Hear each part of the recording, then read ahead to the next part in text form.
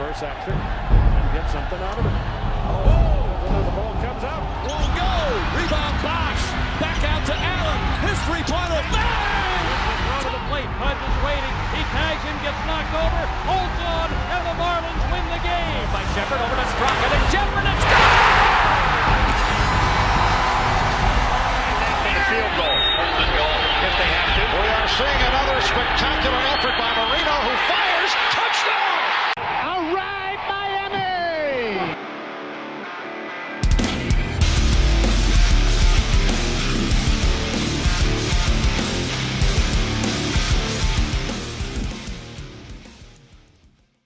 Nano, sir, the schedule is released. Everyone, welcome to the Papo and Nano show. We are back. We finally are doing a video that's not the deep dive discussion, but in fact an actual video that will be quick on the Dolphins schedule release that came out today, not only about, 15 minutes ago. They're doing a show at 8 p.m. and then the team said, nah, we're just going to release the schedule. Yeah, I think the NFL gave the teams a 30-minute grace window. That's what I had heard. I think Jose was telling us.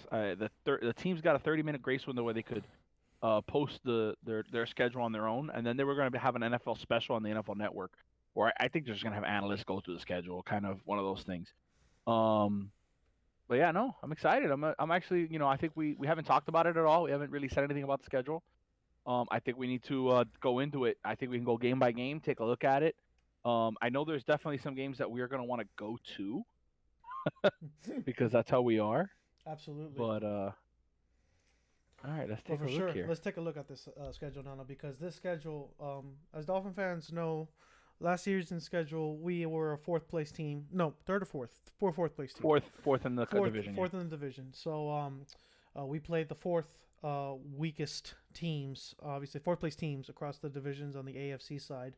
But unfortunately for the Dolphins, they're playing the juggernaut of the West, both NFC and AFC West, which is I don't know if I guess that's kind of unusual. I'm not really sure. I've never seen it that they play both West side at the same time. But I guess that's the case. Let's look at the first game here. It's a away game right off the rip, and it's New England on the road. I think this is a great spot for the game. Last game of the season last year, we beat them on the road. First game of the season, no Tom Brady. It's a totally different New England team. But Dolphins are going to be ending their season against Tom Brady and starting the season at New England without Tom Brady. Very, very weird. Change of transition for the Dolphins. But Nano, where do you see this game as a potential for a start for the Dolphins? All right, so I'm going to tell you, and it's going to be the negative on the second one, but I'm looking at this schedule, and I always look at weather, right? For whatever reason, the Dolphins tend to do poorly in cold weather games, right? And when we get New England at the end of the year last year and we do well on the road, that was a great sign for us. But playing them at home early in the year, that's great for the Dolphins. You want to play divisional games early in the year at home. Mm-hmm. You don't want to be playing on the road. I'm sorry. You want to be playing the road games early in the year so that we get the warm games here. And then when they play it here, it's like it's 75 degrees. It's not 43 and snowing or whatever. Absolutely. It's like, so and that's something that we're going to see actually going into the second game. I like the New England game. Dolphins play really well against New England always. We split with them for the last 15 years.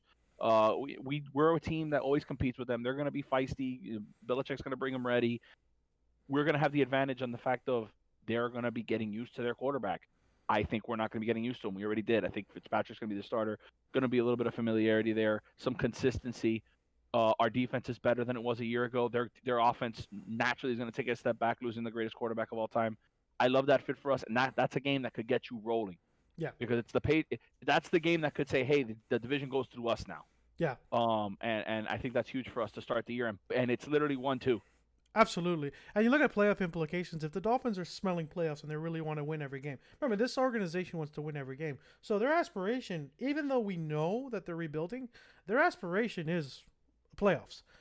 To avoid New England and that gatekeep last 4 games of the season in December on the road, which tends to be the case, that helps a lot. NFL wasn't going to be as nice about it this time around. They knew that the Dolphins needed at least one road game in that cold against a potential playoff caliber team, which we'll see when we get to it. But the New England is the juggernaut. And to get it out of the way, get out of Gillette. If you come out of there with a win, What a start to the season. I agree with you 100%. 100%. Next game is on home, and it's against a rival in Buffalo Bills. I like how the NFL did the first 2 games. It says, we're going to give you the rivals right off the rip. We're going to know our AFC divisional record, and we're going to know what we need to do right off the start. Okay?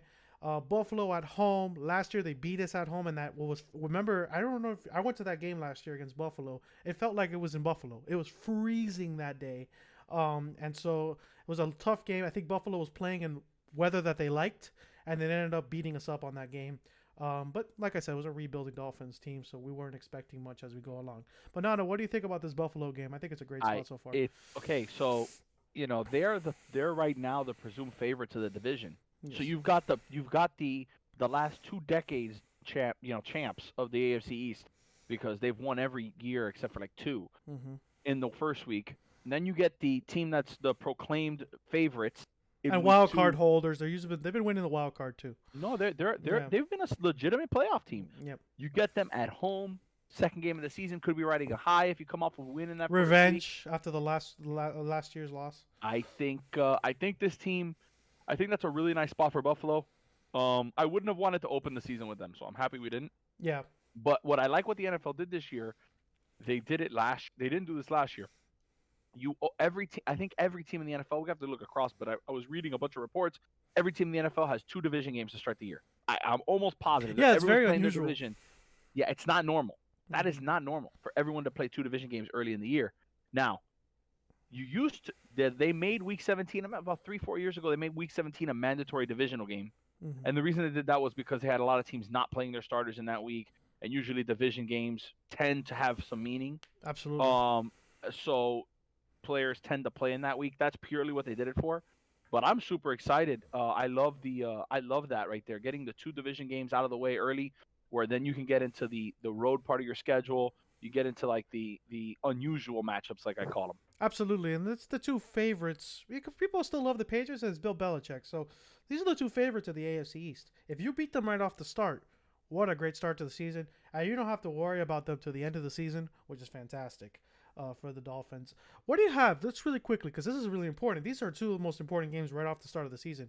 Do you see the Dolphins potentially coming out 1-1, 2-0? I think the floor is 1-1. I'm gonna go 1-1 on that one. I think they're gonna lose one of these. The thing is, I personally think they're gonna beat them both. Yeah. That could be the homer in me. Just looking at the defense that we have built. Yes, the Buffalo Bills have gotten stronger. They added Stephon Diggs. They're good. Yeah. I just see our defense being a lot better than it was a year ago. Absolutely.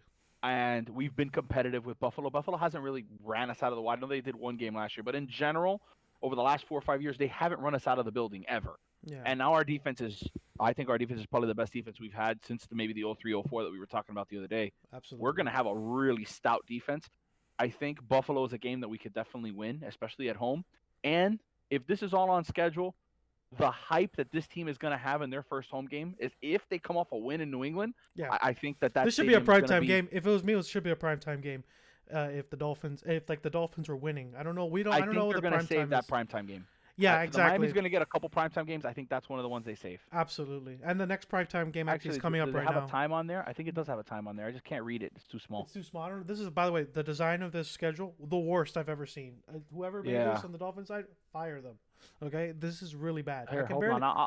I'll zoom in on it. You keep working. You keep going. No, it's not there. I've already zoomed in to see if there's times. You can't zoom. Well, I zoomed in on it as much as I could. It resizes it. Yeah.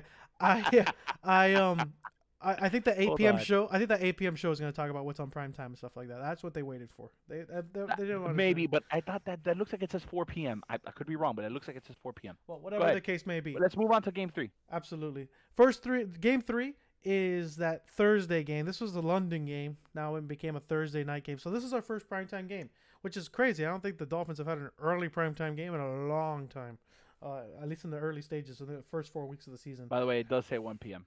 For which one? For Buffalo. For Buffalo. 1 p.m. at home. Okay.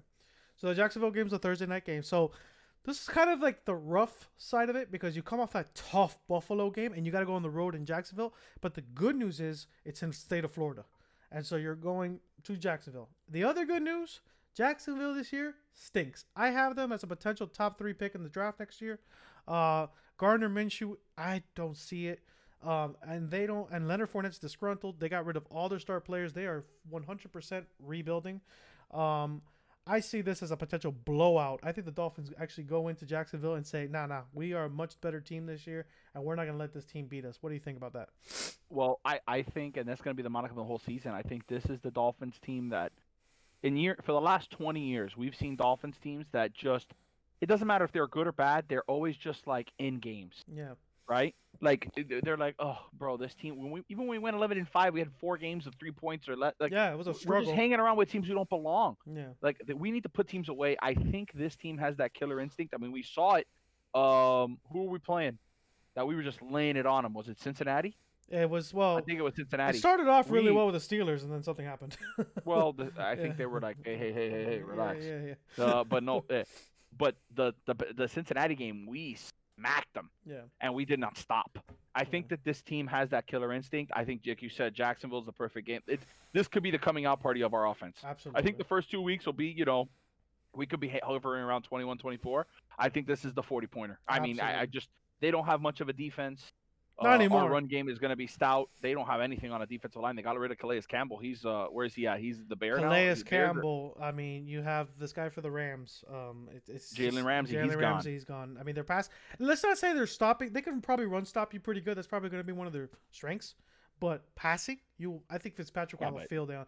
Fitzpatrick may have 400 yards. They got to get out of their base package. In a fantasy, now what? Yeah, in fantasy outlook, if you're thinking about a streamer quarterback, right there, Dolphins, Jacksonville, Ryan Fitzpatrick, because he'll go out for 400 yards and 3 touchdowns against that secondary.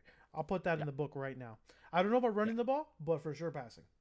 I think the passing game is going to open up the run game. You're going to go 3 and 4 wide. You got to cover at least 2. You got to put a guy over Parker. You got to put a guy over Williams. Yeah. Now you've got Jakeem Grant. You've got Albert Wilson. You've got maybe Kirk Merritt in the slots. You're going to have to put people out there. You're going to have to spread the field. Now you go inside run game with Breda or Jordan Howard.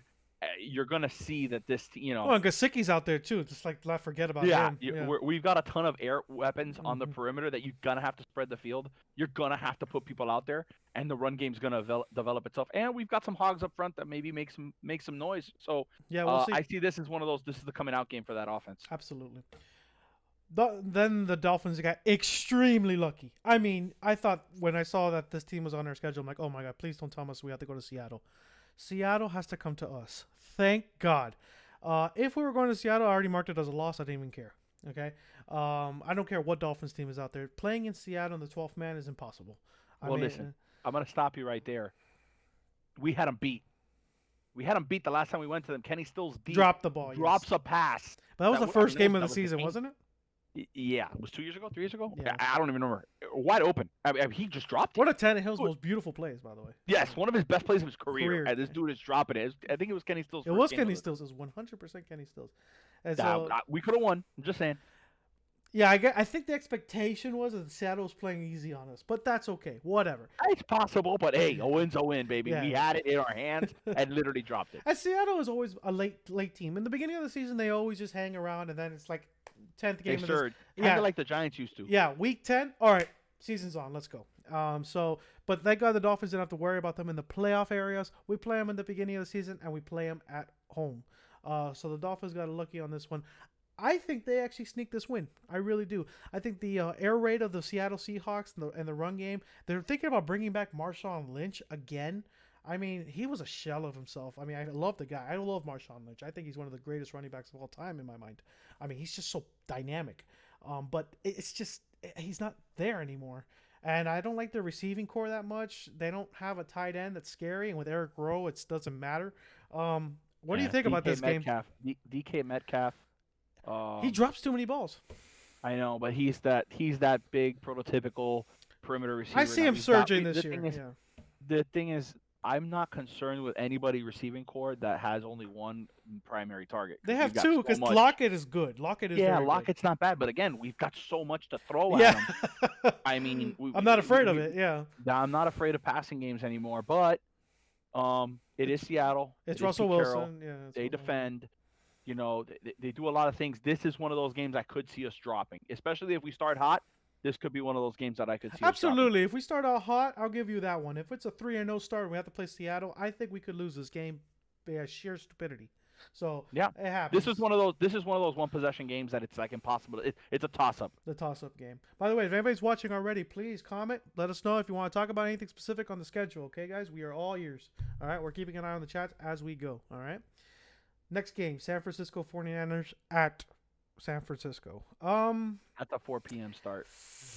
This is a prime time-ish game only because it's in San Francisco. I see us losing this game. This is a Super Bowl contender, defense elite. But the good news is Matt Breida goes back to San Francisco and shows them up. That's the potential. But this is a defensive line, Nano, that's full of first-round talent. We saw what they did in the playoffs last year. It was disgusting. The only hope here is that Dolphins on the defensive side of the ball says, we're going to make Jimmy Garoppolo Jimmy not so good. Okay? And so if they can put some emphasis on that passing game, that name kills me. I'm sorry. If they can put some emphasis on the passing game and stop them from running the football, they have a lot of running backs. They have like a 5-headed dragon at running back. That's why Breida came to the Dolphins. They had no room for him. And so I look at this as a potential loss. What do you see? I mean, if gun to my head, I pencil this as a loss. Mm-hmm. But you never know with this team. And that's what I always say. Like, it's why I love football, because you literally could win any weekend. But any given Sunday. This is one of those teams that you seem to be outmatched. Yeah. You seem to be outmatched. They're veterans. They've played together. It's the only thing that I could say, hey, you know what? This is what takes us over the edge. Is the one thing we haven't proven yet, right? Yes, we've made a lot of additions to this team. If we can stop the run, San Francisco's complete offense is based on establishing the run game, play action pass for Garoppolo, which is our tremendous weakness last year. By the way, that was our biggest weakness last year. Which is the problem. Like, I know we've done a lot to address it. Yep. We've added players. We've added Van Noy. We've gone down the list multiple times. We've added guys that are going to help us in the run game, but we haven't seen it yet. Yeah, absolutely. Once we actually see the run game working, the run defense working the way it works, then we could reassess this and say, you know what, that San Francisco game, it looks like we can win that, because if you could control the line of scrimmage and make them a pass first offense, that is what led to them losing, by the way. Absolutely. No, that's for sure. Yeah, absolutely. The high-powered offense has dominated the NFL, and San Francisco was not like that. As a matter of fact, they're kind of like the style I like. Ground and pound and heavy defense. It can win you a lot of games. That's the beautiful thing about it. But in today's NFL, high-powered offense, and that's what I like about the Dolphins, is that we believe in the ground and pound, but we're going to throw that ball, and that ball needs to throw a lot. That's why they have receivers. That's why they focus on that, and they got a high-powered running back, very not so in the trenches running back. Breida is give me space. And so I love that. I think it's the future of the NFL. So unfortunately for the Dolphins, I don't think they're going to win this game. This is a tough game. This is a tough place to play. What's the new stadium called? Is it Levi, or is it still? Yeah, it's Levi Stadium. No, it's not a new stadium. I forgot. I'm mixing it up with Golden State. It's Levi. This is Levi Stadium. So but still, it's San Francisco. Those fans are rowdy. So this is going to be a very tough game. Yeah, and they're a good team. Absolutely, this is a legacy team. team. To beat a good team on the road. Yeah, San Francisco. Any team you play on the road is tough. Yeah. That's why. The Jacksonville game, they're a little less, but even then, New England on the road is tough. I don't care how bad or good you are. NFL games on the road, tough. And then on week 6, we have Denver. So before we start with this, 4 road games already off in 6 weeks. That's a tough start for the Dolphins. And that's crazy, especially when 2 of the games you're on the West Coast. I mean, that's nuts. It would have been, and by the way, it would have probably been, and granted, they probably would not put the Jacksonville game here if we had to go to London.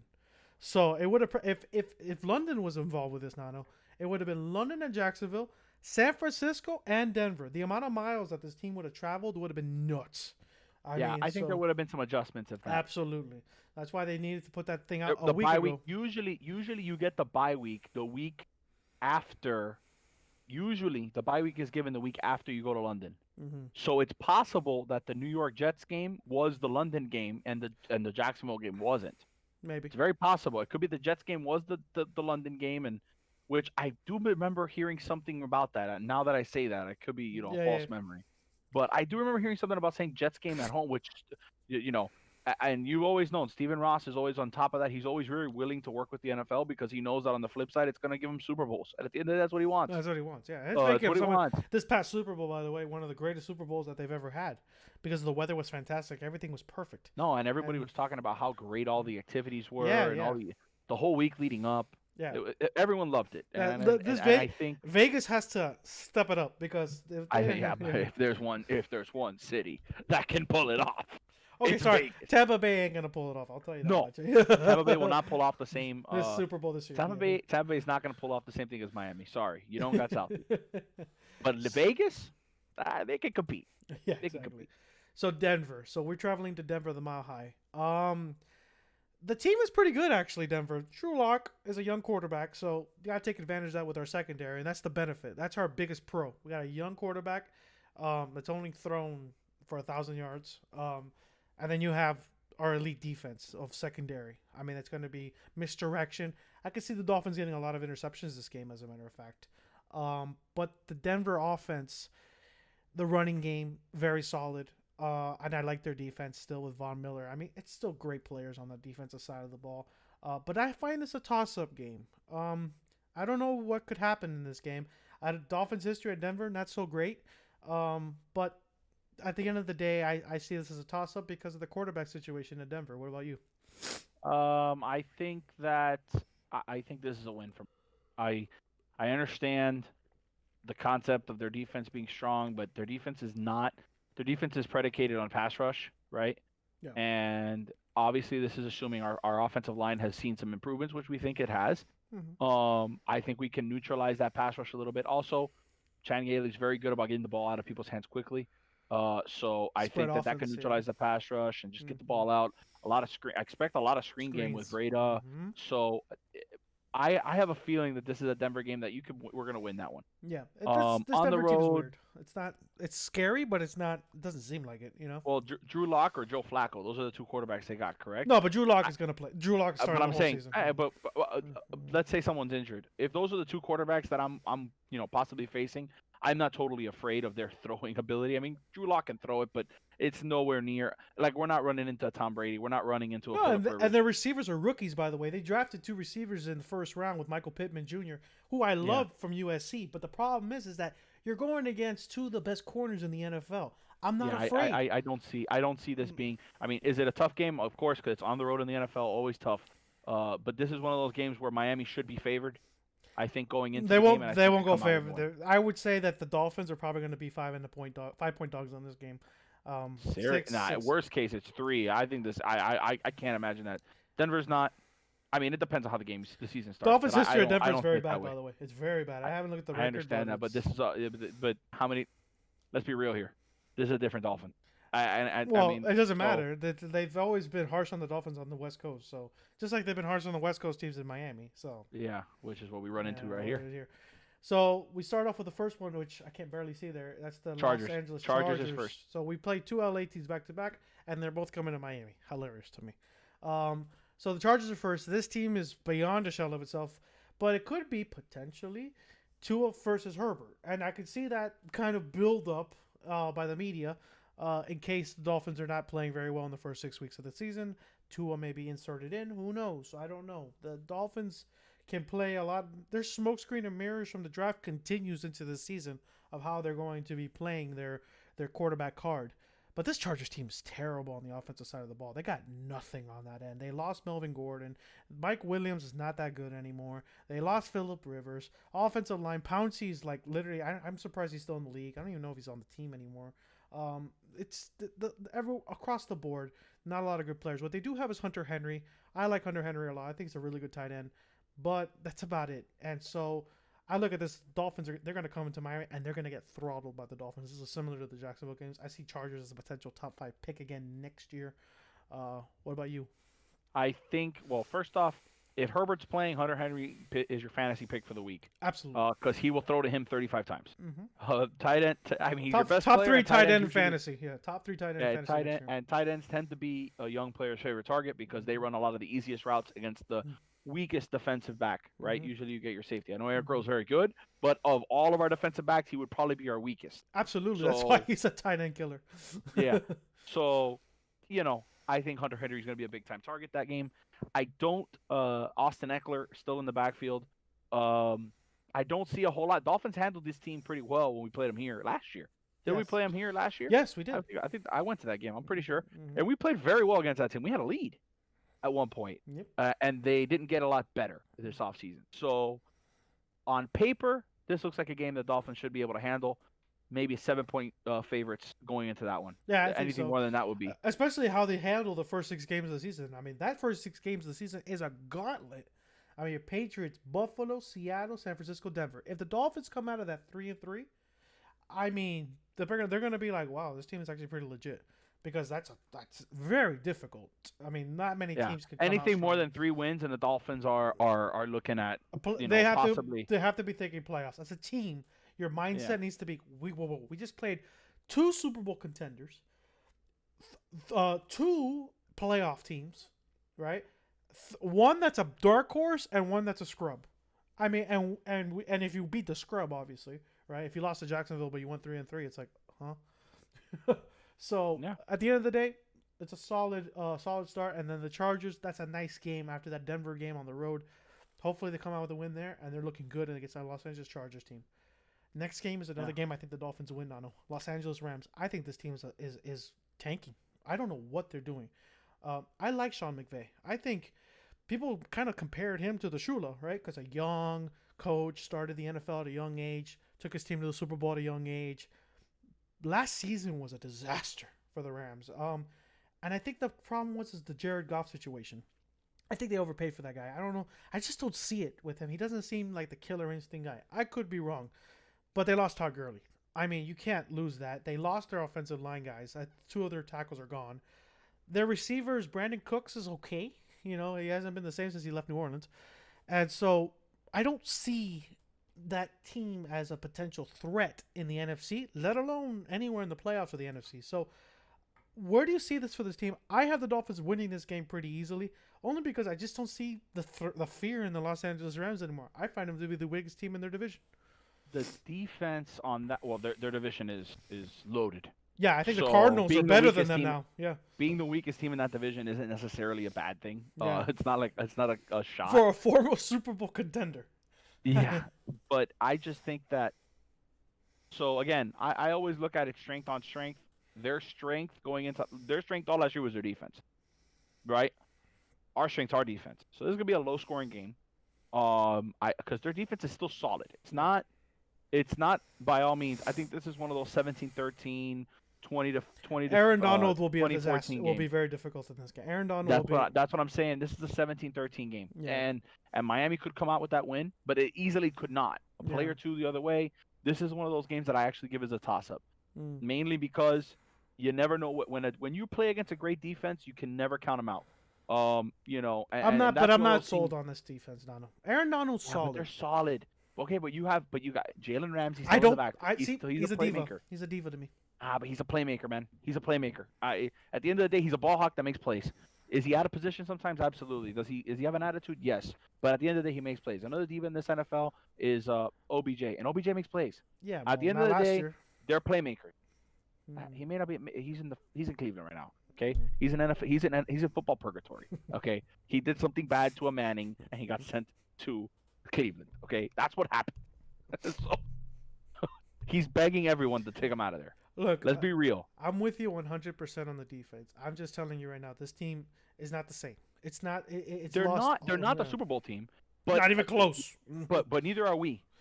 So we're both middle of the road teams. We're probably a little bit better than them. That's why I say I think we could win this game. But this is one of those games that could easily, sneak up and bite you in the butt. 100%. That could happen on any of these games. But this one, to me, I see by week 8, Los Angeles Rams may have a fallout. I really do. I think the team will self-implode. I guess that's possible too. I'm just looking at it all like if they're all week 1 games. I'm not looking at it necessarily in this. I think you're right. If by week 8 they're looking at a 2-5 record, we're steamrolling them. I'm aware of that. But which I think is like perfectly on possible. paper. Yeah, on paper. On paper, this is a game that could go either way. Yeah. Now is my actual toss-up game, and the team that I think is better than the Rams now is the Arizona Cardinals. No, this team scares the living bejesus out of me. What they fleeced from the Texans and getting DeAndre Hopkins and giving them broken David Johnson, I mean, my God. And then you look at what they added at the defensive side of the ball with Simons, or Isaiah Sims, excuse me, not Simons. Isaiah Sims. I mean, my God, this team on defense is nasty. And then they got a nice running game with Kenyon Drake, and they got wide receivers. This is the one wide receiver team that actually I'm like, it's kind of scary for our corners. This is the ultimate test for our corner duo. DeAndre Hopkins and Larry Fitzgerald. You could not ask for a big... I know Larry Fitzgerald is not the same, but it's Larry Fitzgerald. He'll get a 7-8 catches a game, and he'll hurt you. He'll find a way to hurt you in this game. So Dolphins need to find a limit those guys and stop the run game that Kenyon Drake is going to have, which we know is Kenyon Drake. He's quick, he's nimble, and he's good. Just we couldn't use him properly.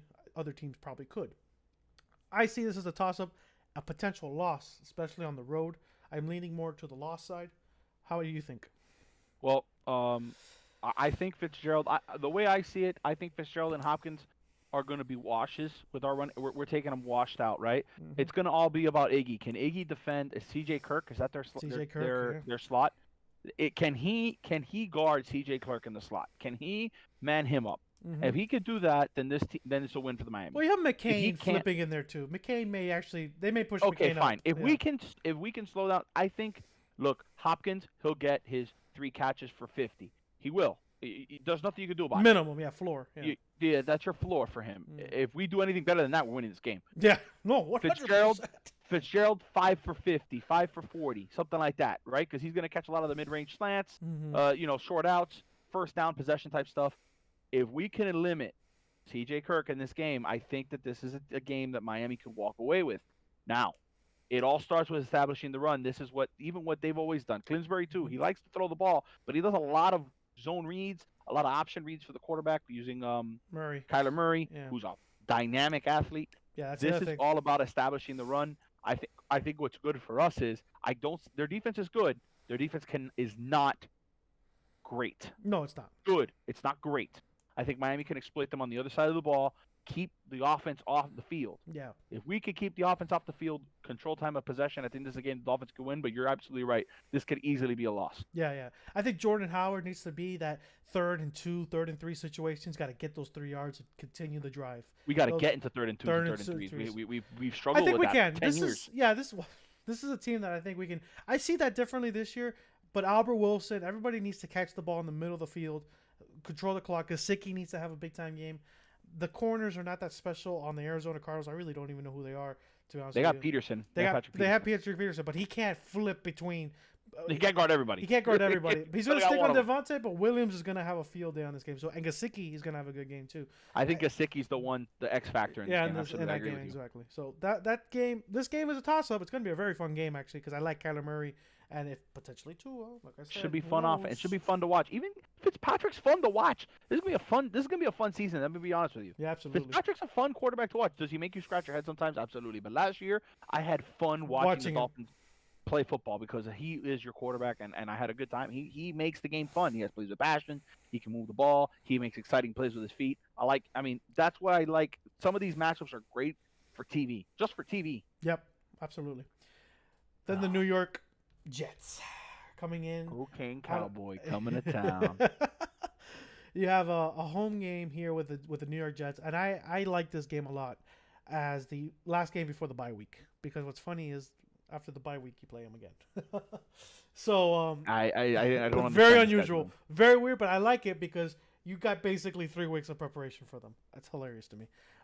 So the New York Jets come into town. This is a better Jets team. People are not. I am skeptical about how we're going to play these Jets team because it's always physical games against our rivals. It's at home, but it's going to be split with Jet fans as always. Depending on how we're going to do with the coronavirus and everything, who knows? But this Jets team looks solid. Sam Darnold played with mono all last year. I feel bad for the guy. I really do, and he played hard. And so I like the kid. I think he's a good kid. But I see the one problem with this team, and you and I both know what it is. It's Adam Gase. I don't trust that guy. I mean, he's got tremendous talent on his team. Le'Veon Bell. Lots of great players. He can't use them right. He's so bad at using talent. And so while you give Flores talent, we're so excited what he can do with talent because he can turn me and you into a practice squad gods. And we're not in the shape of our world, but he'll put us on the field and we'll do something, So I see this game. Only the Jets are limited by the fact that their head coach. They have a great offensive line, I think. Their defense is still solid with Jamal Adams. I like their wide receiver core. They have a good running back, and they have a quarterback. Everything about that team is very well balanced. It's the coach. So where do you see with this Jet team? I think the Dolphins beat them only because Adam Gase self-implodes. Well, Adam Gase is the king of not using his best players. So the most dangerous player on that team is Le'Veon Bell. He won't touch the ball. Yep. He won't touch the ball. Sam Darnold, he also is really good about not putting players to their strength, i.e., putting Tannehill to throw deep balls all the time. Maybe not what he's good at. How about we throw some short pass? He's going to put Darnold in bad positions. This is what Adam Gase does. He thinks he's the typical, it worked for me once, it'll work for me again. He never adapts. It's the same stuff over and over again. When Flores was in New England, guess what? He ate his lunch. He ate his lunch every week. He ate his lunch. The guy couldn't do anything. Yep. So what makes you think it's going to change? Change, exactly. It's not. Yeah. It's not. I think now we got that guy, and we have a defense set to build. I see this as, I honestly see both Jet games 10-point wins. Yeah, it could happen very easily. Gase is just, like you said, he's predictable. You know what plays he's gonna run just when you see. I called the play from when they break the huddle. Yeah, it was horrible. By It's the end of his horrible. tenure, I was like, dude, get this guy out of here. I know the Yeah. plays. I'm not even studying film. How do I know the plays? Last year, I couldn't understand the Dolphins' offense sometimes. There was so much misdirection in it. That's how you score some points. You need misdirection in today's NFL. You can't be like the 49ers do that. They stay in their stationary thing. What's unique about their run game is that they move the guards and the tackles around to get different holes. Gase doesn't do that. It doesn't exist. It's just so weird. And so I agree with you. I think the Jets are going to get probably beat up by us on this first game. And then I think it's a little bit of a closer game in the next game after the bye week. On the road. Because Gase probably will have a fire. I think Gase is on the hot seat already in New York.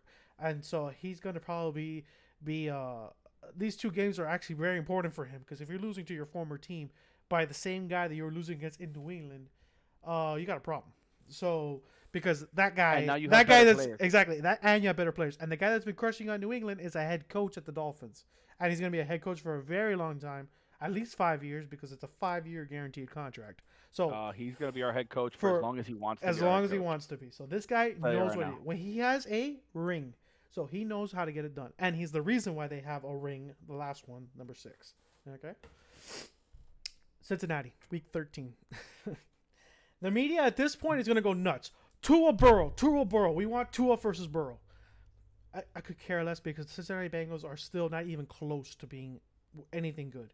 I still see them potentially as a top 5 pick. Their draft, by the way, They got Burrow, but I wasn't impressed by their draft at all. I mean, they didn't even sign any decent free agents. Remember, they had a lot of cap too. They were doing the Dolphins tank. They weren't just outlandish about it.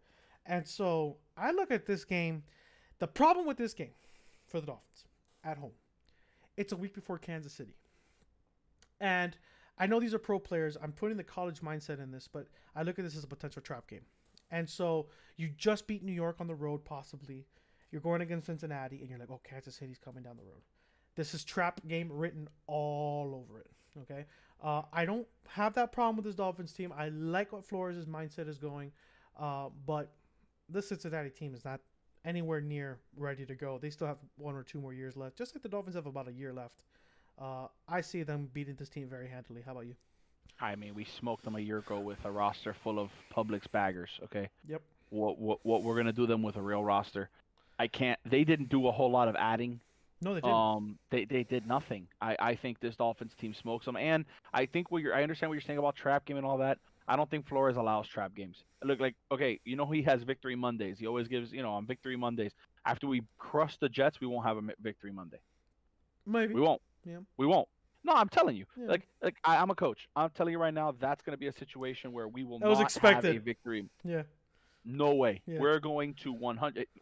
We'll see you tomorrow morning. Yeah. We'll see you tomorrow morning, because we got Cincinnati coming up, and we got to win that game. That's a big game. And why is it a big game? It's because you're supposed to win that game. Yeah.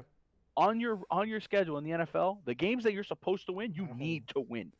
Yep. Because you're going to steal 2 or 3 that you're not supposed to win, because that's just the way the NFL works. If you do things right all the time. This is a game that you're supposed to win. You better come in and work hard, because those can't lose those. Yeah. And I think that's one. I think we're walking away with that one easily. Absolutely. Shaq mentality. I like how Shaq says it. You got to win your home games. Win your home games and split the road games. But if you win at home, you're set. Dolphins last year won at home, actually. They were very good at home last year, considering how the roster that it was. I mean, Good for what we expected. For what we expected. So, they were actually played very well at home. So I have no problems with this game. I think they're going to come out perfectly fine. The Cincinnati team is not that good. Joe Burrow, Godspeed with that offensive line. Godspeed, because they have no offensive line. So I really look at that offensive line. It's scary. I mean, they need help, and I'm surprised that they didn't focus on it in the draft, and they did not. They should have taken a page out of the Dolphins book. Just Yeah, draft O-line. draft O-line, and they were getting weapons. Whoa, hello, he's got to have time to throw the ball. They drafted a running back. Like, you have Mixon. Why do you need another running back? Get offensive linemen. Like, I feel bad for the kid. Kansas City the week after. I'm just gonna mark an L on this one, and I don't care if it's at home, away, in China. It doesn't matter. This team, Kansas City, it's disgusting. This game's gonna get if we're going into this with 9 wins, this game flexes to Sunday night. Mm-hmm. This is a Sunday night football game. Yeah. The good thing, this is a prime time game. Yeah, like I mentioned in our previous video, the reason why I like this game and why it's going to be fun is because they have 3 elite wide receivers.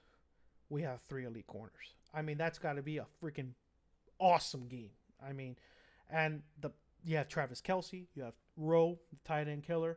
This is so much fun. I think that defense versus offense. The problem is I don't want Patrick Mahomes on the field that much, because that means that they're going to be scoring a ton.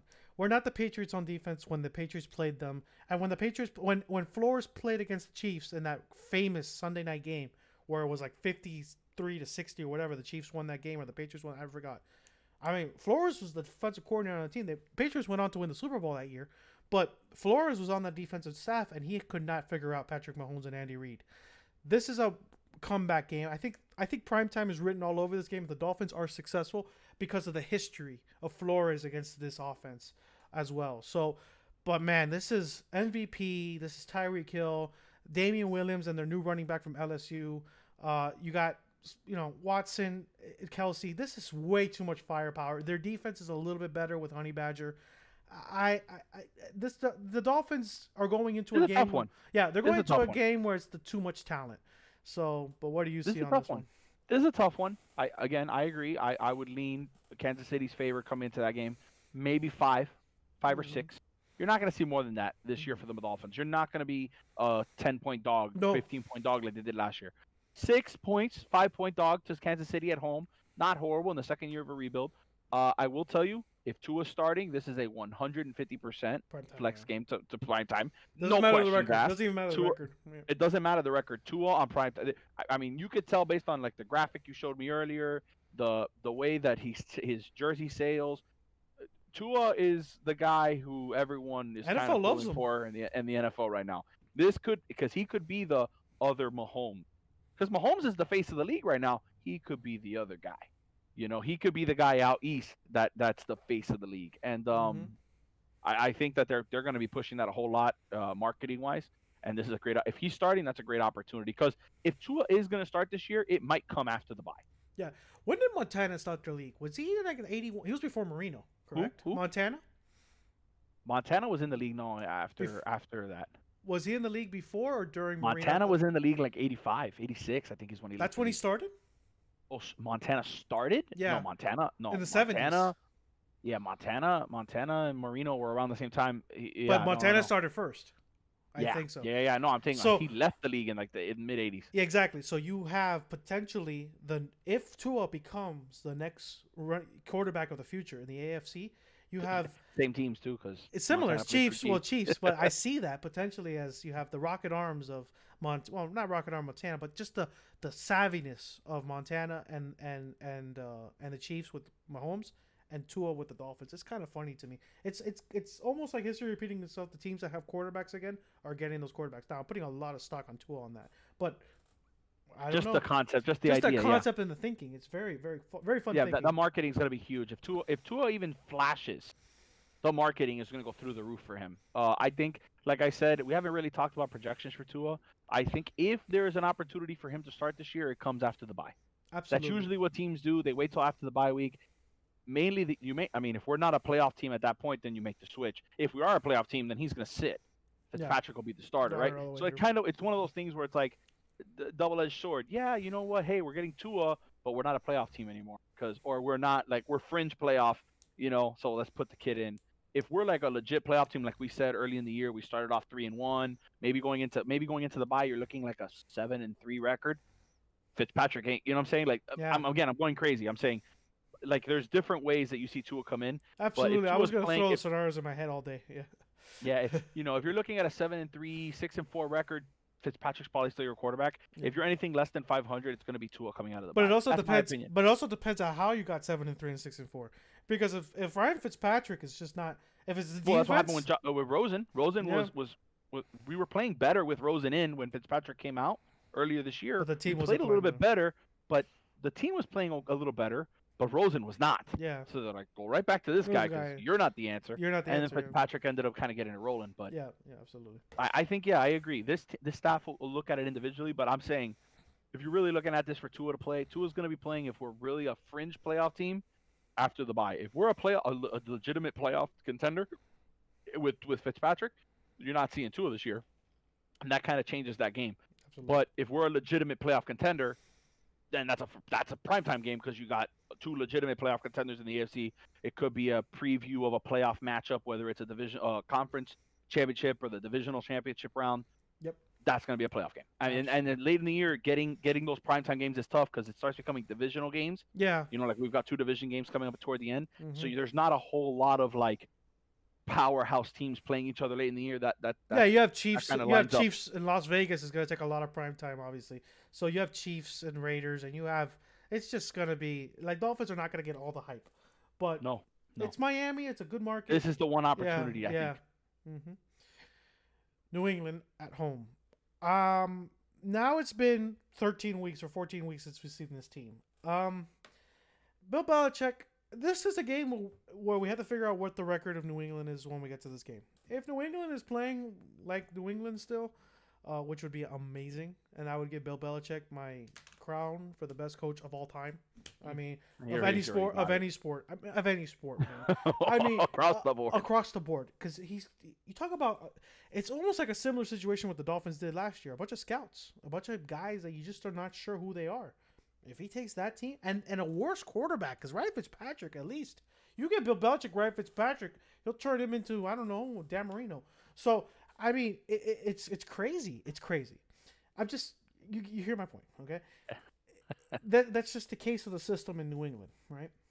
Yeah. And so also New England's not done yet. We don't know what quarterback they're going to have right now going into the first game of the season. So a lot of things can happen by the time. Well, we will obviously go back to the schedule right before the season starts and look at all the changes and all the things that each team has done. But New England at home here, I think Dolphins play New England at home very well. If they still have Jared Stidham at quarterback, I don't see a reason why we can't beat them. No weapons, no nothing. Hey, Frenzy, how's it going? Welcome, bro. And the Dolphins are not garbage because you live in Atlanta or Georgia, so your Falcons stink. I'm just kidding. So in New England, we crushed the Falcons enough. Yeah, we don't need to do. We don't need to keep crushing the Falcons. So you look at New England here. I think Nano. I think it's another win. This is actually one of the ones that I think we sweep.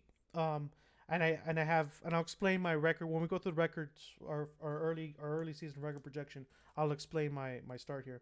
If Jared Stidham's the quarterback, we're winning this game. Yeah. If he's not the quarterback and they make a move on Jacoby Brissett or they make a move for someone, maybe this is a game that you can be scared of. But if this is Jared Stidham, I mean. Yeah. My only concern is this is after Kansas City. Well, if you beat Kansas City, if you beat them, I mean, it could be. Yeah, it could be the winner's high situation, but I don't see that. If you beat them, you're like, oh, we're Super Bowl contenders, and the team could be even more focused. It could go a million different ways. I just see that as a win. If it's Jared Stidham, I can't see how the Dolphins struggle with that. Absolutely. Then it's intriguing. I thought the Las Vegas game was going to happen earlier in the season, in September. They have this now back in December and January, which kind of stinks because I kind of wanted to plan Vegas around September. It's my sister's birthday. For that game.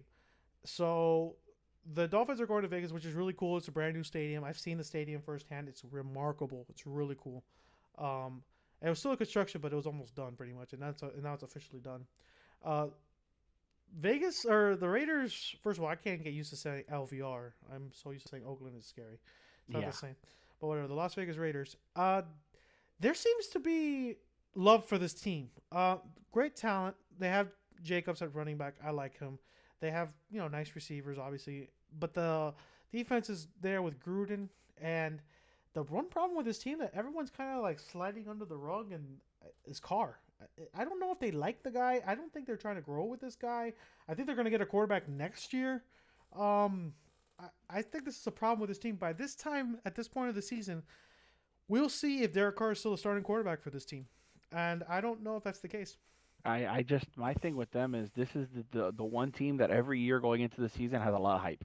Mm-hmm. 2 years ago it was like, oh, John Gruden's back. And then last year with the whole like, oh, they got Antonio Brown, they have all this talent, and then I just feel like it's one of those teams that has never gotten it going. Tough division too. Like, yeah, you're playing a gauntlet. I mean, I understand that, but they just never got it going. And now, the only thing that scares me, it's on the road. Okay, after a really tough Kansas City and New England game, they're going to be tough. You go on the road to Vegas. That's one of those trap. That's not a trap game as much as it is. It's just a scheduled loss. Yeah. In my eyes. Dolphins in Vegas.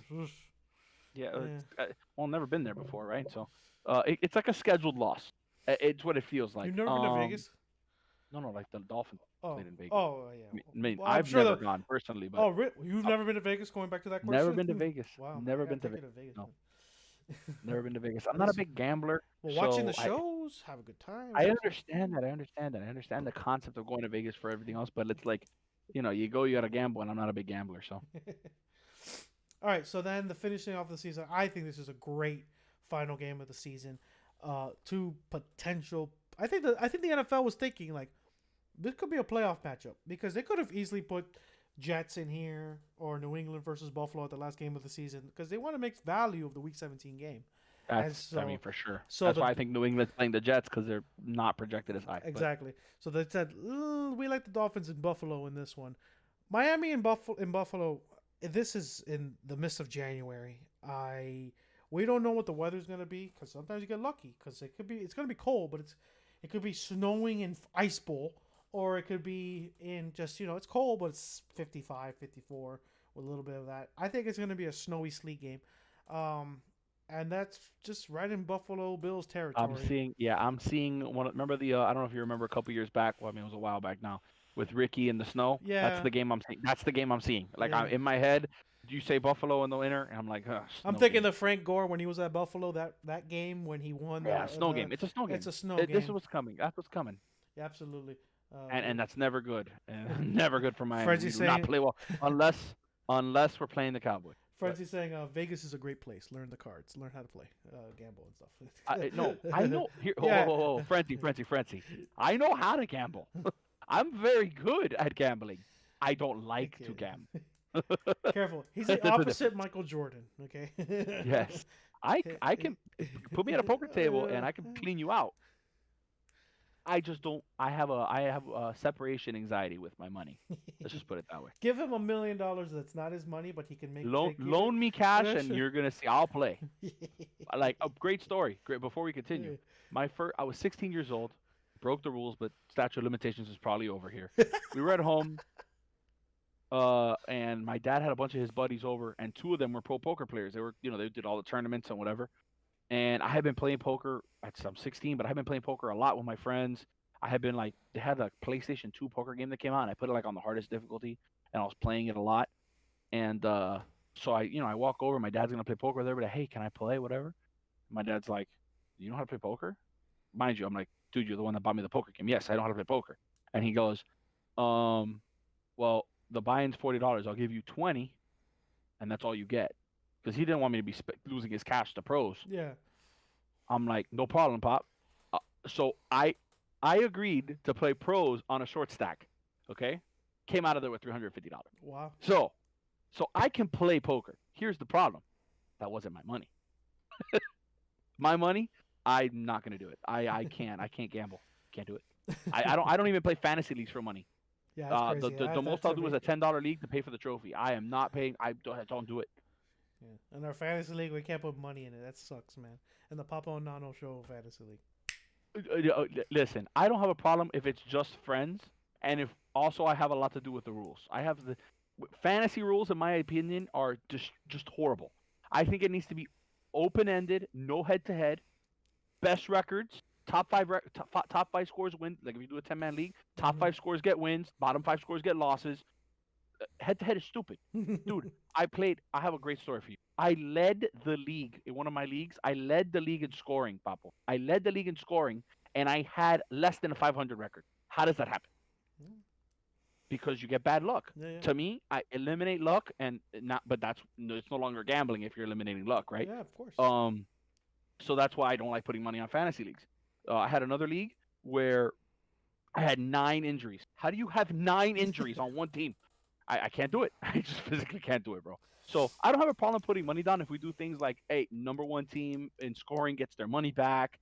Number 1, the regular season champion gets their money back, and then the champion gets the rest. I'm cool with that. But like I play in leagues where it's like all or nothing. I'm like, that's stupid because I just won 11 games this year, and you get lucky in week 15, and now I don't get any money for it. No, I had the best team. I digress. All right, off the tangent. We're back on the schedule. Let's start with a little bit of projections here on the record. I know this is too early, but I like having fun with this. Let's start with the AFC East and our 6 games there in the division. I go 3-3. I'm going 2-0 against the Patriots, 1-1 against the Jets, 0-2 against the Bills. I disagree with you. I think we go. Hear me out. I think we go 6-1. Or okay, 5-1. I would love to do your explanation on 6-1 here. All right, 5-1. 6-1's impossible. 5-1. I'm like, the Colts are back. Yeah. 5-1. I said the wrong number. I apologize. 5-1. But still, I'd love to know 5-1. I think we sweep the New England. I don't see New England. I see the sweep of New England actually. I think we're beating New York, especially that it's back to back like that. I think it's not separated. It's going to be one on top of the other. It's fresh. On the road. Yeah. I know you do. I figured you didn't have us losing at home. I think we split with Buffalo. We lose week 17. That's the way I see it. I see those 2 Buffalo games as a. But I'm also the guy who thinks we're going to go 3-1 to start the season. You don't. You're saying more 2-2. You think we lose that? You think we lose that Buffalo game? Yeah, Frenzy say 6-1 Nano. Something smoking during this lockdown. You're smoking something during this lockdown. No, I'm not. Yeah, it's okay though. It's called a Homer strand. It's a really good strand. Text me. So that's the division. So we have 3-3, and you have 5-1. 5-1. Let's look at the AFC West games. I have this one as potentially looking at Kansas City as a loss. I look at Las Vegas as I'm going to say loss on that one, but I'm going to give Denver toss-up on the win, and I'm going to give, what's the other game? A Chargers win. So 2-2. I can see that. Yeah. I it could be flip-flopped. We could beat the Raiders and lose to Denver, but I can see that. The only good thing is the Las Vegas game. This is a different mindset, Dolphins. I think around this time, remember last year, we won these games in December. So that Las we also Vegas, weren't playing for anything. That's where I'm getting at. I think this is a different also mindset that we weren't playing for much. So we'll see how that goes. That's a tough game in Las Vegas, just because. That's why I don't. That's I'm why afraid I tell about you, the players. I don't know which one. I don't know whether it's the Raiders or the Broncos. One of those two, I think we lose. Kansas City, I think we lose. Chargers, I can't see them beating us. And so that's why I say 2-2. It could possibly be 1-3. That's also possible to me because it's a toss-up. But we'll say 2-2 being in the favor. Absolutely. So that gets me. I'm at a 7-3 record. I'm at 5-5. Yeah. Okay. Both extremely good. If the Dolphins are 5-5 in 10 games, I'm thrilled. Yeah. Because that's good. This is a team that we are 1 year away from the real. This is still a rebuilding team. We're 1 year away. There's still a lot of free agents on this team that I'm like, dude, we gotta get them off the books. And one of them, unfortunately, is Fitzpatrick. I like the guy, but at $10 million. No, he's done. This is his last contract. Last year, exactly. That's what I'm saying. So that's $10 million. We're not re-signing him. No, we're not re-signing him. $10 million. Rosen's still on this team. Got to figure out that situation. He's gone. We're trying to trade him for picks. Exactly. So there's a lot of players, especially in the quarterback room, that are going to be gone. And I see the Dolphins potentially drafting a quarterback next year to put behind Tua as their fresh new backup. So that's the good news. Two young quarterbacks. A late round quarterback. Yeah. Not early. Not gonna spend an early sixth pick round on that. pick. Yeah, exactly. You don't want to put any pressure on Tua. That's like, dude, what the hell? I mean, No, give me a Tua's break. your legit Yeah, dude. yeah. You just need a cheap backup. That's essentially what that is. That's what the Patriots always do, by the way. They Yeah. get a cheap backup, and then they trade that guy for nothing, and then get another cheap backup. Mm-hmm. Like they did it all the time. They do it, and whenever a team gets an injury, if you have a good quarterback like Tua in a year, and like your backup is, I don't know, give me a really like, I'm gonna say Jarren Williams, even though I know he won't get drafted. Yeah. Jarren Williams, right? You have Jarren Williams as your backup. You have an established program. You got a quarterback. You're obviously developing a good offense. Teams are gonna want your backup if there's an injury. Mm-hmm. That's what the Patriots did. They always capitalize on teams having injuries. That's Yeah. what they did with the Colts. That's what they did with San Francisco. Like, hey, you need a quarterback? We got one. Yeah, absolutely. We'll trade him to you for a third or a second Yeah. because they need him. Mhm. And I think that's kind of the Patriot mentality with the backup quarterback position. The backup quarterback position is essentially just to sell him for a pick later. Yep. And usually you sell them up. They're Yep. getting them in the 3rd and 4th round, selling them for a second. I think that's what you're going to see with next year. What they do with whatever pick. De'Aaron King could be there in the Well, late rounds. there's rumors. Yeah. There's some big boards that have him in the 1st round. Yeah. Which, if he's a 1st round pick, we're going to be on this tier going bananas because the Hurricanes are awesome. Yeah, But whatever. Yeah, exactly. But no, if the Hurricanes winning, by the way, I'm a more diehard Hurricane fan. If De'Aaron King goes off and he's a 1st round pick, that means that we won the national championship. So Yes. just throwing that out there. Papo, you'll hear this on Papo's thing. That's what his desk will sound like. Yeah. All right. So what we got? So we're 5-5 and 7-3. Now let's look at the NFC West, and then we'll do the last 2 AFC games. NFC West. I see a loss to San Francisco. I see a loss to Seattle. It's toss up, but I'm gonna put a loss there, unfortunately. Mm-hmm. But I see a win against the Los Angeles Rams, and I see a win against the what's the other team I'm missing here? No, but I'm sorry. I see a loss against the Arizona Cardinals. That's right. So now I'm 6-8. Yeah, I had those 3 as losses as well, beating the Rams. And I had said to you before that I think this team's like a 9-10 win team, and this puts us right on track there. I think now 8-8, Seattle, 9-7. Yeah. Seattle and San Francisco are losses. Arizona's a toss-up. It could be a win, but we're gonna pencil it as a loss right now.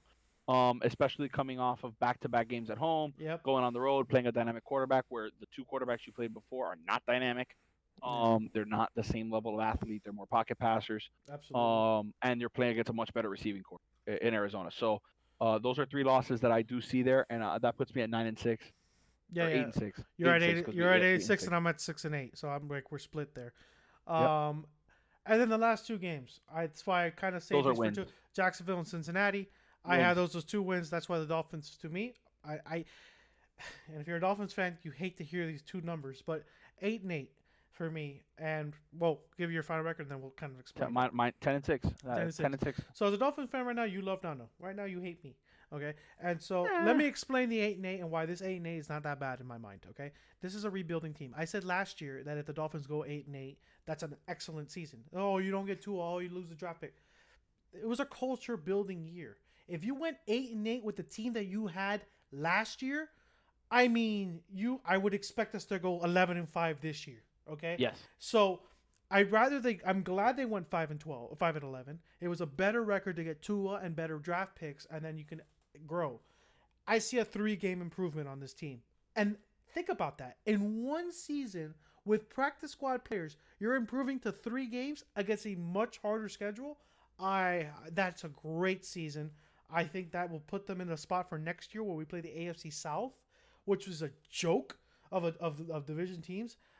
Next season. Dolphins have a chance next year, 11-12 wins, and so to go 8-8 right now, get 2 underneath the system, get better players next year with another 10 picks or 11 picks. I mean, this is a great season. My thing, okay, and the reason I say 10-6, yes, we have a tough schedule, but our tough schedule's top heavy. Yeah, we're playing all the Super Bowl contenders. We avoided tough road games, really. Tougher road games. And we play San Francisco on the road, but we don't play Kansas City on the road. Yeah, we play a Super Bowl winner at home. I think that helps. For me, no, of course. For me, I can see a 5-game jump because we added a Jacksonville. We kept Kansas. We kept Cincinnati. Both LA. We play the Jets. I see the Jets as terrible. So exactly. we play them twice. You play LA twice at home. We play both LA teams, which are very winnable. I see the New England Patriots team, obviously with Brady. This is a different story. I'm not talking the same. We played Brady last year twice. We're not playing Brady twice. So I see this schedule is tough at the top, but the middle to bottom teams are extremely beatable and fit. They fit really well with our strength. You know, it's not like we're playing against middle of the road teams. Like we're not playing Baltimore. Baltimore is a middle of the road upper. You know, they're a fringe team that we would struggle with. They're not. Lamar Jackson's great, but they got a lot of other holes. Okay, defensively especially, that they're not Kansas City yet, right? No, not yet. They're a playoff team. We're not playing outside of the Super Bowl. We're not playing playoff teams. We play the Bills. We play them every year. Nothing different. I'm saying the teams outside, we're playing either Super Bowl contenders. But I'm saying we're playing Super Bowl. We're playing upper echelons, and then what? You got Jacksonville. You got Cincinnati. You got the two Los Angeles teams, not playoff teams. Those 4 non-playoff teams that are not in our division. You know what I'm saying? No, absolutely. And the Patriots are not a playoff team either. So they're not a playoff team either. So we're playing like yes, the schedule. Remember, the strength of schedule that came out includes New England from last year. It's a different New England team. Absolutely. So I see this schedule as a favorable schedule in that sense, and you still get those tough games against tough opponents that can build you up and get you ready for the playoff run. It's not a cakewalk schedule like who had a cakewalk schedule a couple years ago that made a playoff run. I forgot who it was. Someone had a cakewalk schedule, had like a 12-win season, and they were so fraudulent that everyone's like, dude, they're not going to win anything, but they're playing no ones. Yeah, I can't remember. I'm blanking on it. If you think about it. But Jacksonville made a run to the AFC Championship game at least. Yeah, at least. But before that, like there was another team. I'm blanking on them now. They lost in the first round. They had 12 wins and they lost in the first round. We don't have that situation because you're playing a lot of really good teams at the top, but the middle to bottom of your schedule is not. You're playing some teams that are extremely beatable, and I think that's why and you're gonna steal one. That's the thing. You're gonna steal one. Absolutely. That's just the way the NFL goes. Now you could lose one. That's the other thing. I could see them going 10-6, but I could also see them like you said. I could see them going 7. I could see them going 7-9. It's very possible. Like I could see them going. It could be 2 completely different ways. I'm just. They had us at 5.5 wins, and I thought I would take the over on that. Yeah, regardless. I mean, just between in our division, Jacksonville, I think Cincinnati, the 2 New England games, 2 Jet games. We can win 5 games there. We can win 5 games right there. So I didn't understand that at all. 5.5. I don't know what games they see that. I mean, well. Remember, Vegas is making the odds based on what we had last year, and the fact that we got to play San Francisco, Denver, Arizona, and the Raiders on the road. That's 4 road games against non-division teams that are all tough, not easy places to play. So they're saying, okay, you're gonna lose a division game. You probably should lose. Like that's how Vegas does their math. Obviously we're looking at it on paper, so it's a little different. That's how I see it. That's the problem with this team. It could be 7-9. It could be 10-6. Yeah. And that's the scary thing with this team is that people are expecting growth. How much growth are you expecting? Because you can't have less than 5 wins. That's bad. But that won't happen. If you get 6 wins, you get a 1-game improvement. That's not good. That doesn't tickle your fancy. And so, but what's 2 games? 7-9. Okay, that's a little bit better. Depends on who your depends on who your wins and are. who your wins are. To me, that 8-8 mark, that 3-game jump, that's a big jump. To get 3 games, no matter how you got them, that's good. What you're saying is more of a 5-game jump. That's nuts. But that happens all the time. That happens all the time. Not against a weak schedule against a weak schedule, not against a schedule like. But I think this schedule is overstated. That's the strength. That's like I think it's overstated. You're gonna tell me the 2 lost LA games. I think. Those are not extremely tough games. No, but I'm looking at potential Cincinnati, Jacksonville. That's 4. I'm looking at 3 losses in a row there potentially. That's why I'm giving Denver a win, but I'm saying that Seattle, San Francisco, and Denver, that could crush your morale in 2 seconds. I understand. Maybe the layout of the schedule could be the problem, but not the teams on the schedule. Dude, they gave us out of our division. They gave us Jacksonville, 2 LA teams, Cincinnati. Okay, that's 4 wins. Usually out of your division, you don't get that. No, I agree with you on that front, but and they gave us 3 of those at home. Come on, bro. Like, no, I agree. That's why I'm with you on the LA and all that. I count those as wins. But what's scaring me, and that's why I said this first 6 games of the season, like I said, they come out 3-3 in those first 6 games of the season. I'm in jubilation because I could easily see 1-5. Yeah, but but time out. But no. That's How can you one say and that? 5 there. New England on the 1-5. road. New England on the road. It doesn't Yeah, matter. but the Dolphins historically have been good at New England on the road. Like I don't know. We don't. Well, historically, yes, we're better than every other team that plays in New the England NFL, on we're the the best road. team against them at their But it's place. not like we're much better. Gillette is unstoppable to win there. Remember, they had just got their first loss last year after they were leading in half. Okay, I know. That's disgusting. It's the Orange Bowl. Gillette Stadium is the next Orange Bowl. It's the same. But I think that has a lot to do with Brady and a lot less to do with Gillette Stadium. I am 100% with you, Nano. And so that's why I look at this and I say that Buffalo game is scary. That Seattle game is San Francisco and Denver. And you don't really know with New England because you don't know. You don't know. Bill Belichick, man, he will figure it out against you. I understand that, but So I understand 1 what and you're saying. 5 off the rip in the season is a very likely thing. So that's why we need to see what happens in those first 6 games. And by the way, in those first 6 games, if it's 1 and 5, I'm seeing 2 on the field and against Los Angeles. I'm going to call it right now. The team would need resurgence. Yeah, but it's not, dude. The chances of this team going 1 and 5 early in the year are slim. I'm telling you, they're slim. They're slim. I'll give you this. I think it's an 80% chance that they'll go under 500 coming out of the first 6 games of the season. You think they're going to go 2 and 4? 2 and 4. Mm-hmm. I'm going to go 2 and 4 better than anything. Because if I really had to put money on it, you'd be hard pressed to tell me we're going to lose. I don't think we're losing 3 straight at any point this year. Seattle, San Francisco, Denver. We're not losing 3. No, we won't lose 3 straight games at any point in the whole season. We won't. Well, what's the one that you think that will happen though? You would say week 4, 5, and 6, right? 14, 15, 16 is the only time I think that maybe you could have that happen. That's the only time you could see a 3-game. Why would you put that same emphasis on the New England on the road though? New England at home, I think, it's is a first better game of the year. First game of the year, I think. You see what I'm saying? The Dolphins are going to be more polished. No, but I'm saying first game of the year, Dolphins are more polished to win that game. I think the reason that New England game could be the trap is because you're playing the Super Bowl champs, and then you're going on the road to play a possible AFC contender. Okay, if depending on how the Raiders are, I think that's the only time that you really see an opportunity for a 3-game skid. I mean, yes, I understand what you're saying with Seattle, San Francisco, Denver, but Seattle's at home. You're coming off a high from the win, or you're going to get Denver on the road. I don't see this coaching staff allowing 3 games lost. I mean, you saw every week we got better last year. No, and I agree with you. That's why I don't see 3 games in a row losses. Now, again, I could be completely wrong. I could be full of crap.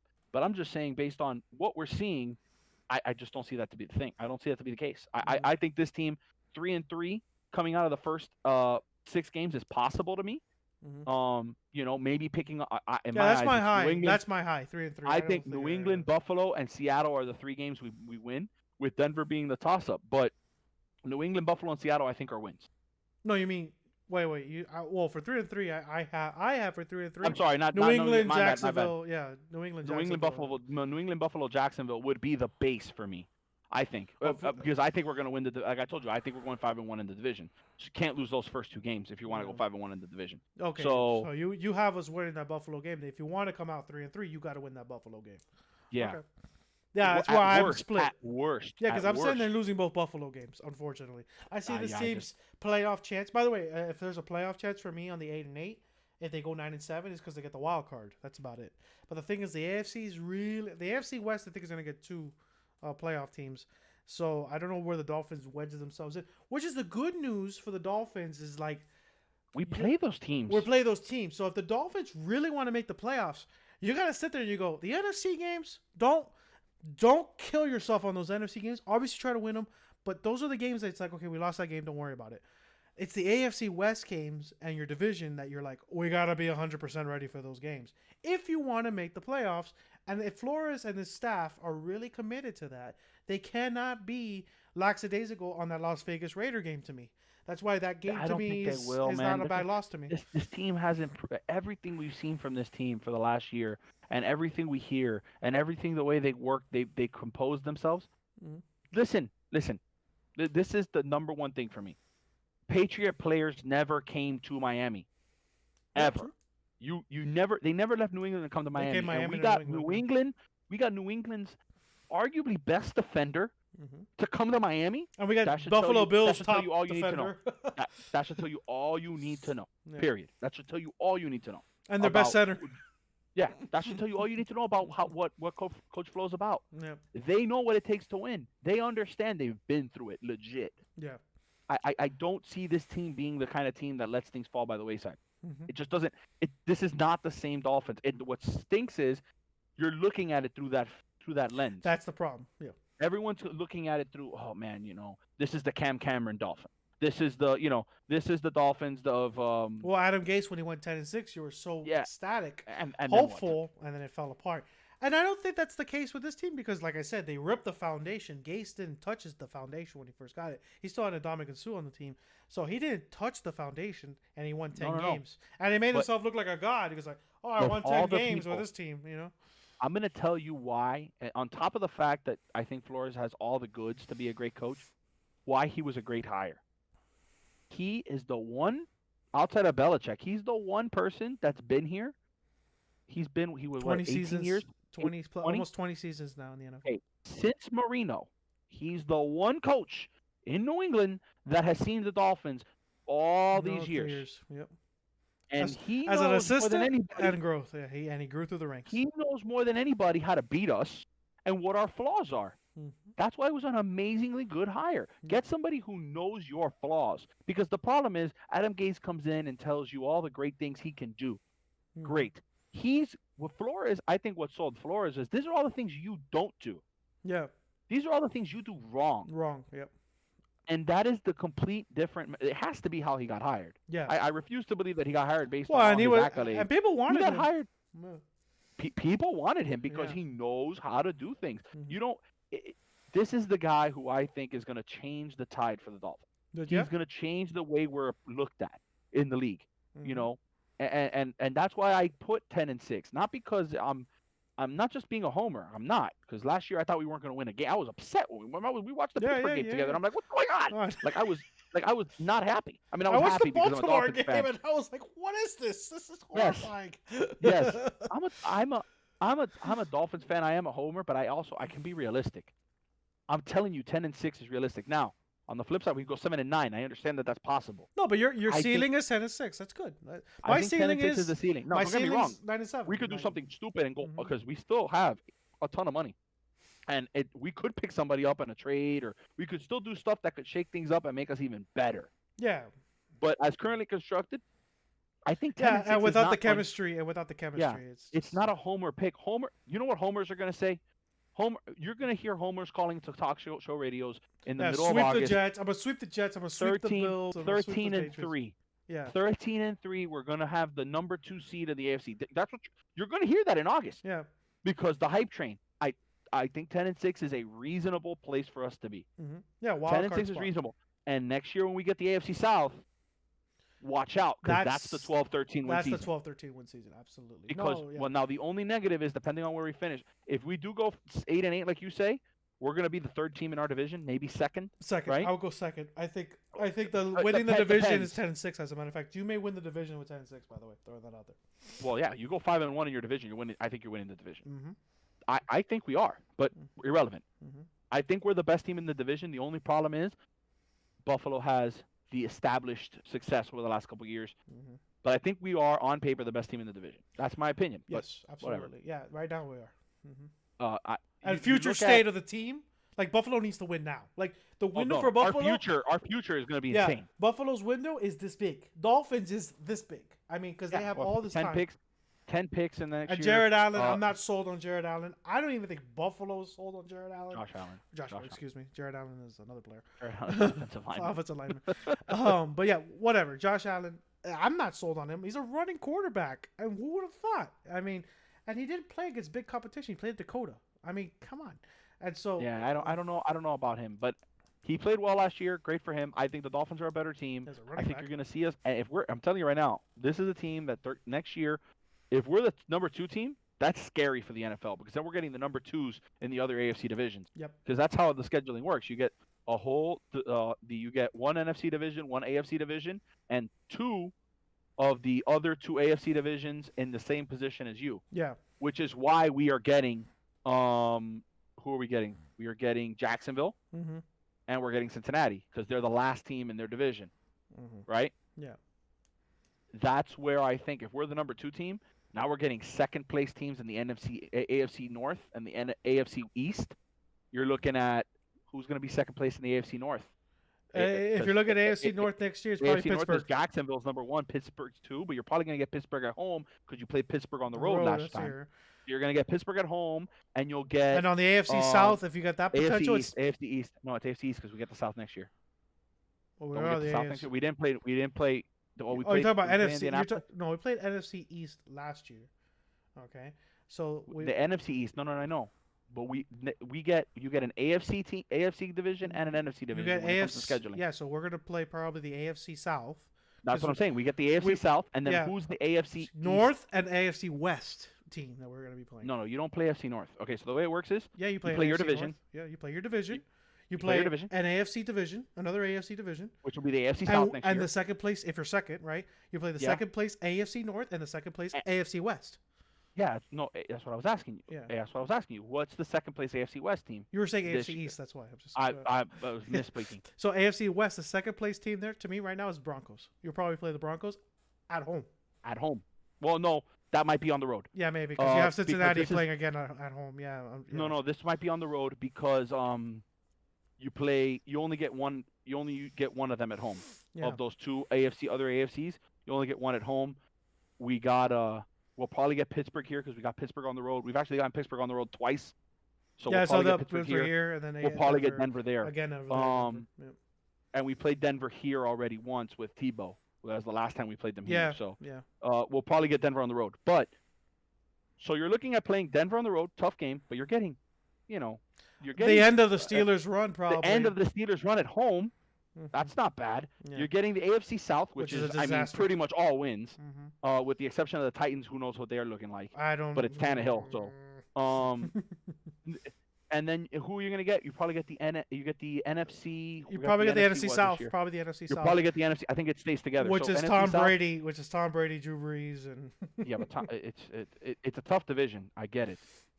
But it's Tom Brady and Drew Brees. Those could be your two losses. But then you've got Teddy Bridgewater, who's and you've got the Texans. No, that's the Texans. Teddy Bridgewater's You got the Falcons. I'm sorry, the Falcons. I said the Texans. You get the Falcons, who's very Probably Matt Ryan. Probably Matt Ryan or Julio's not there anymore. So. Yeah. I don't know. I don't know. I see this as actually being next year's a scary season for us. I think that's a 12, 13 win season. This season, 10 wins is very possible. It's that window, 7 to 10 wins. I think that's where we're sitting at, and that's middle of the road. That's who we are right now. Middle of the road with a very, very young team. And Dolphin fans watching, thank you for watching. We're gonna be putting the recording up as well with this live stream. Have hope for this team because, like I said, I say 8-8. He says 10-6. That's amazing because last year we thought they were gonna have 0 wins. Maybe one if we got lucky. One played Cincinnati. or 2, and really everybody was giving them 2 because they won an early game in the beginning of the season. And they said Cincinnati. I think that's a toss-up. I mean, toss-up against Cincinnati. That's crazy how bad the team was. And we won 5 games. And so I look at what Flores, and that's because Flores is what we think is going to be a great coach for this team. So as a Dolphin fan, I'm optimistic. I think this team's got a lot of growth. And it's going to grow even bigger. And the thing is, you got the franchise quarterback now, man. If Tua is anything, I mean, if he is 50% of Drew Brees, okay, you're going to win a ton of games. And so we're going to be in it every year. So the optimism that the Dolphins are going to be a perennial playoff team is very likely. And so we want to push that and make it understandable to everybody in the fan base is that don't be going crazy if the Dolphins are not winning yet. They're still rebuilding, and it's going to get better as time goes by. We want to thank everybody for watching because we were way over, like an hour and 18 minutes on this, but I think we had a great time looking at the schedule. 8-8, 10-6. I like both of them. No, it's been a pleasure watching and just looking at this. I didn't watch the show. I really could care about the show. I just want to see. I can't believe they made a show they made a show about a schedule. Give me a break. Yeah, so stupid. But thank you so much for this. I think this was awesome. We're gonna post this video on YouTube. Thanks to everybody. Frenzy, thanks for stopping by. Make sure you subscribe to us, follow us on Twitter. He's also streaming on his Nano TV. Nano_TV_ is his end if you're watching it on my end. And Nano, it's been a pleasure. Any last words? Yeah, be on the lookout. We are going to be starting. This is not just a football stream. by the way. It's just that's what's happening right now because of Corona. Yep. But we do talk other sports. We are going to be talking some football, talk about the Hurricane Heat, football. baby. We're going to be talking about some Miami Heat basketball, which That I can't wait. I'm waiting to hear from the NBA. I really don't know what's going on. I'm a basketball coach, so I can't wait to talk basketball. We are going to be talking some baseball. That's Papo's field. I'm not a big baseball guy, but Papo will be handling the baseball. We will be talking hockey, Panthers hockey. We will be talking soccer. With Miami CF, which started and it never really, unfortunately, Corona. But there's a lot of rumors coming out there with a possible Messi lineup or Ronaldo down the road. A lot of things coming around. This Miami, team might like be we special. Said. Yep. Miami, the city's getting a lot of. And another thing that's in the works, we're working on a X's and O's basketball stuff. I'm going to be doing a lot of analysis, breakdowns, talking fundamentals, talking proper technique, talking how to defend, just kind of some deep dives into basketball. That's going to be happening. That's going to be happening coming soon. That might be solo. That might be together. It might be just kind of. You may bring me in for fun. Discussion. I'll do the solo baseball stuff. You do solo basketball one-on-one. I like that. We'll figure it out. But a lot of things coming this way. Really excited the way we're going with this channel, man. Absolutely, man. So everybody, thanks for watching. We'll catch you later. We'll be uploading this maybe tonight. We'll see. But I don't think there's a lot of editing on this one. Thank God. So no, we did pretty good. We're getting better at this. We haven't cursed. It's great. All right, that's. I didn't say it. All right, so. You almost So everybody have a great night. Dolphin fans, have fun and enjoy the schedule. I think it's fun. And so we'll see you guys in the next show. Okay, have a good one. All right, guys. See you later.